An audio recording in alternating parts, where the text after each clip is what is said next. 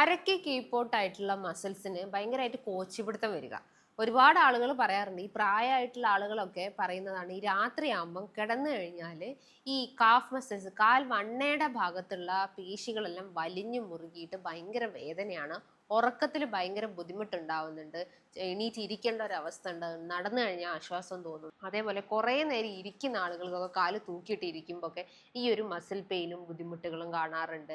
കുട്ടികൾക്കൊക്കെ ചിലപ്പോൾ ഒരു കളിയൊക്കെ കഴിഞ്ഞ്, അല്ലെങ്കിൽ കുട്ടികൾ പുറത്തൊക്കെ ക്രിക്കറ്റ് ഫുട്ബോളൊക്കെ കളിച്ചു കഴിഞ്ഞ് വന്നപ്പം അതിനുശേഷം ഈ ഒരു മസിൽ പെയിൻ തുടങ്ങി. ഇങ്ങനെ ഒരുപാട് ബുദ്ധിമുട്ടുകൾ അല്ലെങ്കിൽ ഒരുപാട് കേസസ് നമുക്ക് ചുറ്റും നമ്മൾ കാണാറുണ്ട്.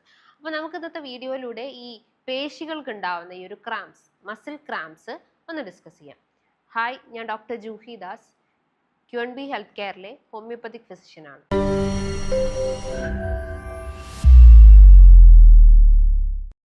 മസിൽസ് എന്ന് പറയുമ്പോൾ എസ്പെഷ്യലി മൂവ്മെന്റ്സിന് സഹായിക്കുന്നതാണ്. നമ്മുടെ മസിൽസിനെ കോർഡിനേറ്റ് ചെയ്യാൻ അല്ലെങ്കിൽ മസിൽ വർക്ക് ചെയ്യണമെങ്കിൽ അവിടെ നാഡികളുടെ പ്രവർത്തനം ആവശ്യമാണ്. നെർവ്സ് എന്ന് പറയുന്നത്, ഇപ്പം നമ്മൾ ജസ്റ്റ് കൈ ഇങ്ങനെ ആക്കുന്നത് ഇവിടെ മസിൽസ് വർക്ക് ചെയ്യുന്നുണ്ട്, അതേപോലെ തന്നെ നാഡികൾ വർക്ക് ചെയ്യുന്നുണ്ട്. ഈ മസിൽസ് മൂവ്മെന്റ്സിന് സഹായിക്കുന്നതാണ് ഈ നാഡികൾ എന്ന് പറയുന്നത്. ഈ നാഡികൾ വീക്ക് ആകുമ്പോഴാണ് മസിൽ വേസ്റ്റിംഗ് സംഭവിക്കുന്നത്, അല്ലെങ്കിൽ മസിൽസ് തൂങ്ങിപ്പോകുന്ന ഒരവസ്ഥ. ഇപ്പം മസ്കുലർ ഡിസ്ട്രോഫി പോലത്തെ കണ്ടീഷൻസ്, അതായത് കുറച്ചുകൂടി സിവിയർ ആയിട്ടുള്ള ഒരു ഇൻക്യൂറബിൾ ആയിട്ടുള്ള കണ്ടീഷനൊക്കെയാണ് മസ്കുലർ ഡിസ്ട്രോഫി എന്ന് പറയുന്നത്. അതേപോലെ തന്നെയാണ് പാർക്കിൻസണിസം എന്ന കണ്ടീഷൻസ്. ഇവിടെയും മസിൽസ് അല്ല, നമ്മുടെ നാഡികൾക്കുള്ള ഓവർ ആയിട്ടുള്ള സ്റ്റിമുലേഷൻ അല്ലെങ്കിൽ ഓവർ ആയിട്ടുള്ള ആക്ഷൻസ് കാരണമാണ് ഈ ബുദ്ധിമുട്ടുകൾ കാണിക്കുന്നത്. സോ ഈ പാർക്കിൻസണിസം പോലത്തെ കണ്ടീഷൻസിലൊക്കെ കാണിക്കുന്നത് ഇവിടെ നാഡികളുടെ ഓവർ ആക്ഷൻ ആണ്.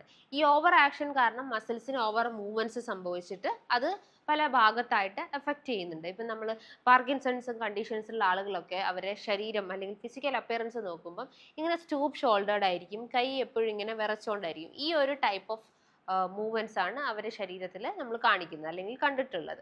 അപ്പോൾ അവിടെയൊക്കെ നാഡികളും പേശികൾക്കൊക്കെ ഉണ്ടാവുന്ന ഇംബാലൻസ് കാരണം ഉണ്ടാവുന്ന ഒരു ബുദ്ധിമുട്ടാണത്.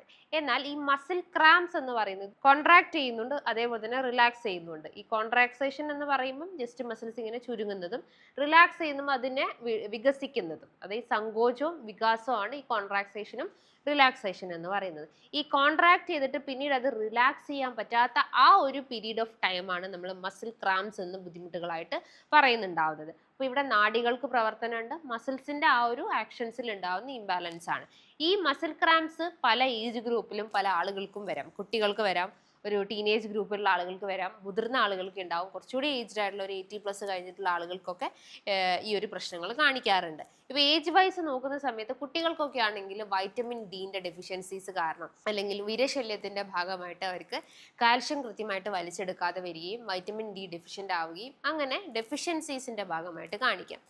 ഇനിയിപ്പോൾ നമ്മൾ കുറച്ചുകൂടി ഏജ്ഡ് ആയിട്ടുള്ള ഒരു 25+ കഴിഞ്ഞിട്ടുള്ള ആളുകൾക്കൊക്കെ തൈറോയ്ഡ് റിലേറ്റ് ചെയ്തിട്ടുള്ള ഇഷ്യൂസ് ഒക്കെ ഉണ്ടെങ്കിൽ മെയിൻലി കാഫ് മസിൽ, എസ്പെഷ്യലി ഈ നമ്മുടെ കാൽ വണ്ണയുടെ ഭാഗത്തുള്ള പേശികൾ വലിഞ്ഞു മുറുകും, രാത്രി കാലങ്ങളിലൊക്കെ വലിഞ്ഞു മുറുകുന്നത് കാണാവുന്നതാണ്.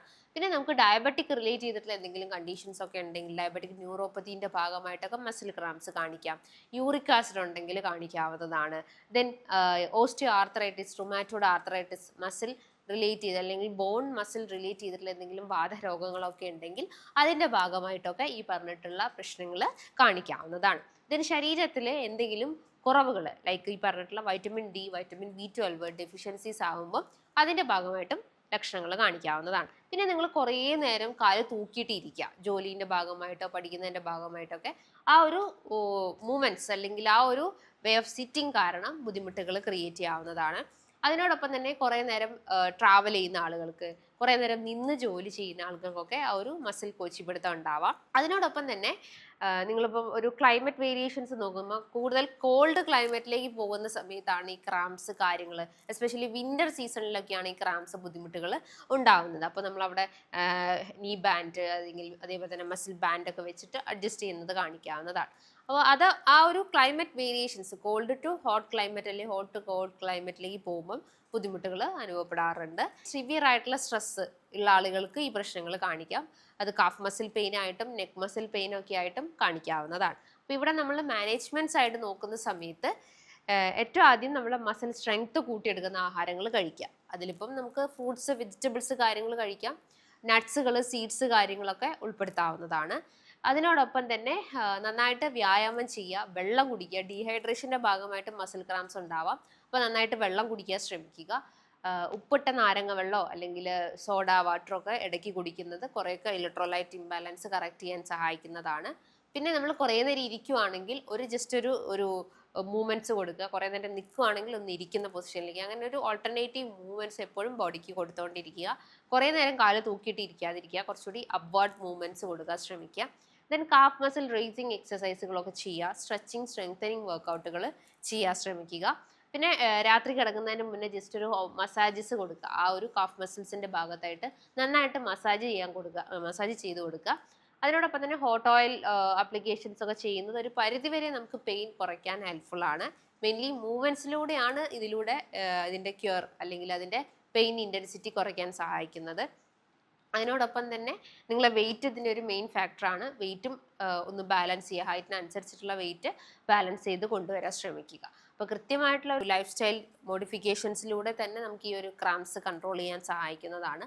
ഹോമിയോപ്പതി സൈഡ് നോക്കുന്ന സമയത്ത് ഇത്തരം മസിൽ ക്രാംസിനും അതേപോലെ തന്നെ ന്യൂറോളജിക്കൽ ചേഞ്ചസിനും ഒക്കെ നല്ല രീതിയിലുള്ള മെഡിസിൻസും ട്രീറ്റ്മെൻറ്റ്സും ഒക്കെ അവൈലബിൾ ആണ്.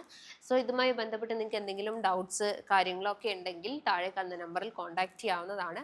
നല്ലൊരു ഹെൽത്ത് ടോപ്പിക്കുമായി വീണ്ടും കാണാം. താങ്ക്